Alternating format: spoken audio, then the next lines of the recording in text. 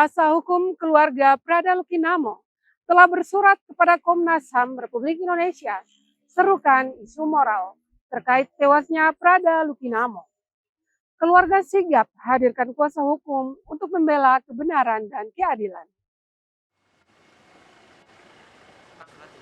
Pengadilan Militer 315 Kupang kembali hadirkan dua saksi dari RSUD Air Ramo Nagakeo secara online, yakni Dr. Kadida Bibiana Uga dan Dr. Gede Rasti Adi Maharta dalam persidangan minggu ketiga tewasnya Prada Lukinamo. Agenda sidang melanjutkan tambahan informasi yang dibutuhkan hakim, auditor militer, dan penasehat hukum. Dalam keterangannya, kedua dokter menyebut hasil laboratorium menyatakan Prada Lukinamo meninggal akibat HB rendah dan kesulitan bernafas.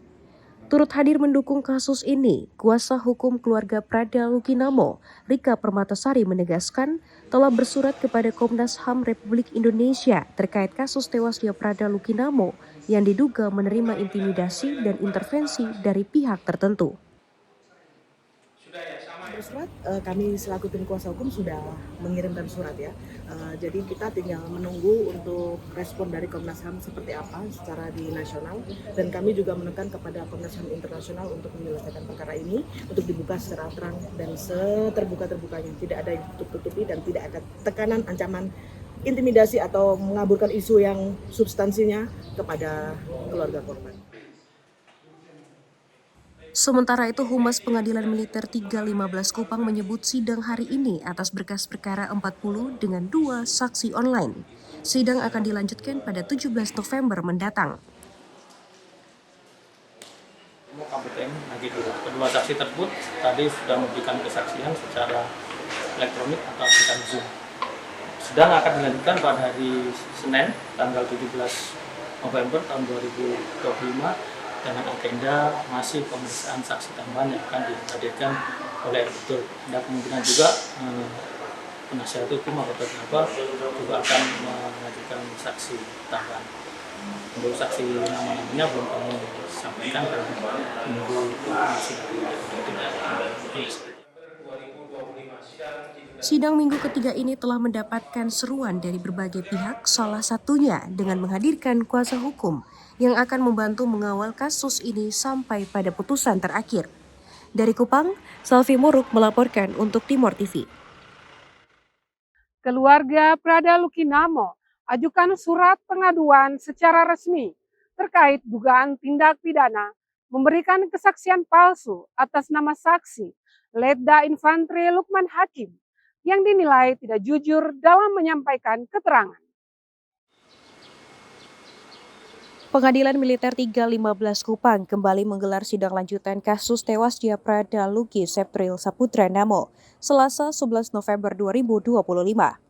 Sidang yang memasuki hari ke-8 ini berlangsung di ruangan sidang utama Pengadilan Militer 315 Kupang dengan nomor perkara 41. Agenda sidang kali ini adalah pemeriksaan saksi atas nama Letda Infantri Lukman Hakim Oktavianto. Dalam keterangannya, saksi sering memberikan jawaban tidak tahu saat ditanya oleh majelis hakim dan auditor militer terkait peristiwa saat jaga yang dilaksanakannya di Kompi Batalion. Mendengar pernyataan dari saksi yang tidak sesuai dengan isi BAP dan terdengar seperti sebuah kebohongan, pihak keluarga Prada Lukinamo merasa sangat kecewa. Selaku orang tua, tadi mengikuti sidang, saksi yang dihadirkan, menurut kami pihak keluarga dan orang tua, kesaksiannya banyak kebohongan yang diungkapkan, tidak sesuai dengan isi BAP-nya. Jadi kami cukup kecewa. Semoga di sidang-sidang berikutnya saksi yang dihadirkan betul-betul mengungkapkan kejujuran. Itu yang kami inginkan. Menyikapi hal ini, kuasa hukum dari keluarga Prada Lukinamo menegaskan telah melayangkan surat pengaduan resmi terkait dugaan pemberian kesaksian palsu dalam persidangan.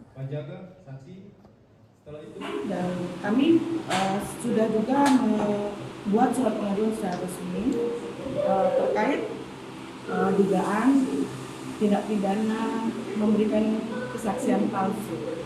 Karena sebagai seorang saksi tentunya sebelum persidangan sudah di bawah sumpah ketika memberikan kesaksian yang tidak sesuai dengan fakta dan kejadian, nah itu sudah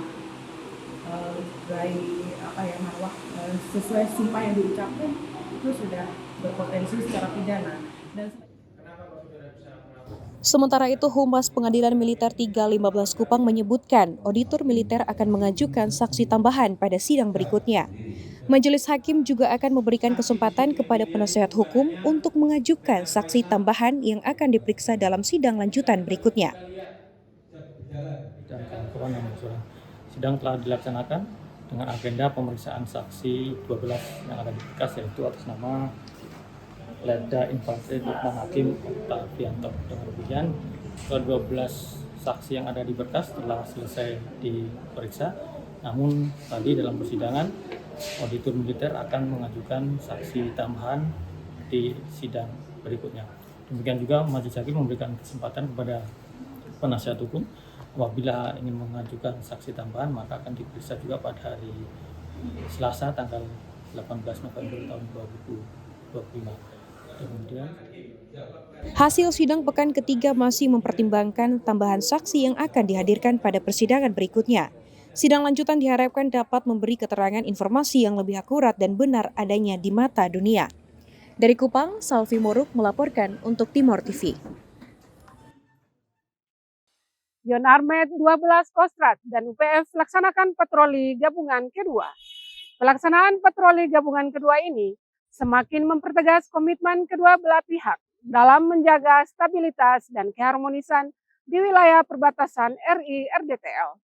Kegiatan patroli dilaksanakan pada Jumat 14 November 2025.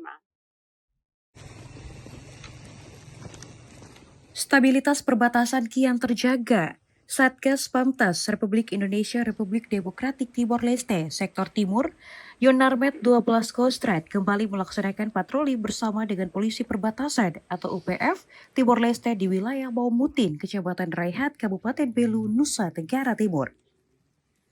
Patroli ini merupakan patroli gabungan kedua yang dilaksanakan antara Satgas Yonarmed 12 dan UPF, menunjukkan semakin kuatnya sinergi kedua unsur dalam menjaga keamanan di perbatasan. Kegiatan dipimpin langsung oleh dan Satgas Pamtas Republik Indonesia Republik Demokratik Timor Leste, Yonarmed 12 Kostrad Letkol ARM Dr. Erlan Wijatmoko bersama Komandan UPF Euclides Belo. Kehadiran kedua pimpinan di lapangan memberi pesan penting bahwa kerjasama Indonesia Timor Leste di tingkat tapal batas terus terjaga dan semakin solid. Patroli difokuskan pada pengecekan sejumlah patok batas negara untuk memastikan kondisinya tetap utuh dan tidak mengalami pergeseran.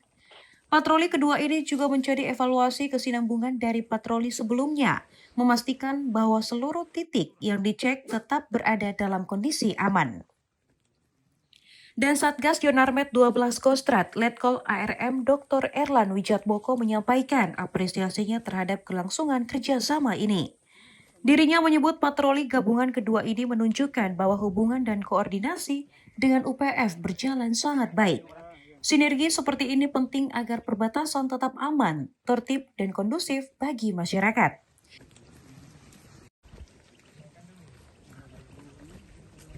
Kegiatan patroli gabungan antara Satgas Pamtas TNI dengan UPF ini sudah kali keduanya. Ya. Kali keduanya kita melaksanakan patroli di seluruh sektor, baik itu Kompi 1 atau Kompi A, Kompi 2 atau Kompi B, dan Kompi 3 atau Kompi C. Dengan harapannya kita dengan pelaksanaan patroli ini yang pertama tugas pokok kita terlaksana, yaitu menjaga patok perbatasan masing-masing negara, melaporkan kondisinya ke komando atas. Yang kedua, menjalin hubungan silaturahmi yang erat antara kedua aparat, baik itu dari Timor Leste maupun dari kami TNI dari Indonesia, sehingga hubungan ini bisa menjadi jalin komunikasi yang baik guna mendukung mendukung pelaksanaan tugas pokok kita untuk bisa menjaga perbatasan dan juga menjaga rasa aman pada masyarakat di kedua negara. Kedepannya akan banyak kegiatan-kegiatan gabungan, tidak hanya melaksanakan tugas pokok saja ya Bang ya? Iya betul. Kita sudah merencanakan ada beberapa kegiatan baik olahraga bersama maupun kegiatan sosial bersama. Itu yang mungkin bisa kami sampaikan. Dan sekali ini kita berada di Kompi 2, setarnya dari Manoaman, pos UPF, finishnya kita di pos Turisjen milik TNI. Demikian. Terima kasih.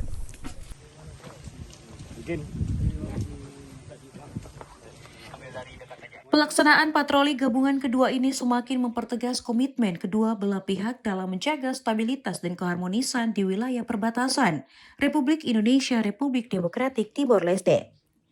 Setelah patroli selesai, kedua unsur melaksanakan foto bersama di Tugu Ekobrik Kuturis Kain yang menjadi ikon kebersamaan dan simbol hubungan baik antara aparat perbatasan dua negara. Dari Belu, tim liputan Atambua TV melaporkan.